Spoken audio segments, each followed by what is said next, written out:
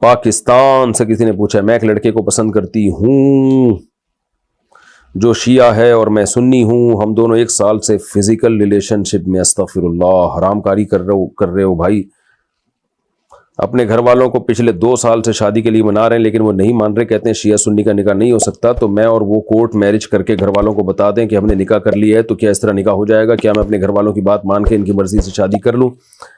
مجھے کیا کرنا چاہیے؟ میں بہت زیادہ پریشان ہوں. میرے گھر والے کہیں اور شادی کرنا چاہتے ہیں لیکن میں کہیں اور شادی نہیں کرنا چاہتی. میں اس بات کے درمیان پھنس کے رہ گئی ہوں. اگر میں ابا اماں کی مرضی کے بغیر شادی کرتی ہوں تو امی ابو ناراض ہو جائیں گے، اس سے شادی نہیں کرنی.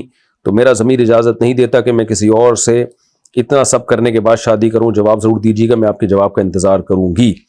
آپ اس شیعہ لڑکے کے حالات بنوری ٹاؤن یا دارالعلوم کورنگی وہاں چلی جائیں اور پھر ان سے بالمشافہ آپ مشورہ لیں اس کے بارے میں. وہ جو فتویٰ دیں اس پر عمل کریں. ایسے مسائل کا جواب میں چینل پہ نہیں دیتا، ان میں بڑے مسائل کھڑے ہو سکتے ہیں. تو آپ جو ہے شیعہ لڑکا یا آپ سنی ہیں یا آپ جو بھی ہیں، تو آپ جائیں اس لڑکے کو لے کر دارالعلوم کورنگی چلی جائیں، جو مشہور مدرسہ ہے دارالعلوم کورنگی کراچی، یا بنوری ٹاؤن چلی جائیں. تو جو لوکیشن کے لحاظ سے آپ کو زیادہ قریب کا مدرسہ لگے وہاں جا کے آپ جو ہے نا وہاں کسی بھی مفتی سے اس شیعہ لڑکے کے عقائد ان کو بتا کے وہاں آپ ان سے ڈائریکٹ فتویٰ لیں کہ وہ لڑکے سے سوال پوچھ لیں گے شیعہ سے، اس کی ڈیٹیل معلوم کر لیں گے، اس کے بعد وہ آپ کو فتویٰ دیں گے اس بارے میں. تو جو وہ فتویٰ دیں اس پر عمل کریں آپ. رزل کریم، اور یہ جو آپ نے زنا کیا ہے نا اب تک، یہ بہت بڑا جرم کیا ہے، بہت بڑا جرم کیا ہے.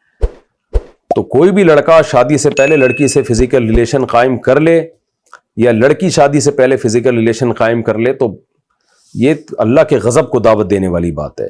تو اس کو لوگ آج کل بہت ہلکا اس میں بیان کر رہے ہوتے کہ جی فزیکل ریلیشن کیا ہے بھائی یہ.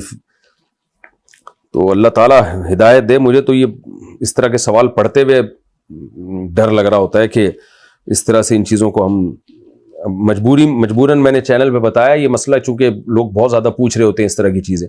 تو خلاصہ یہی ہے کہ آپ دارالعلوم کورنگی چلی جائیں اس لڑکے کو لے کر، اور وہاں کسی مفتی سے رابطہ کریں اور وہ پھر اس لڑکے سے بالمشافہ سوالات پوچھیں گے.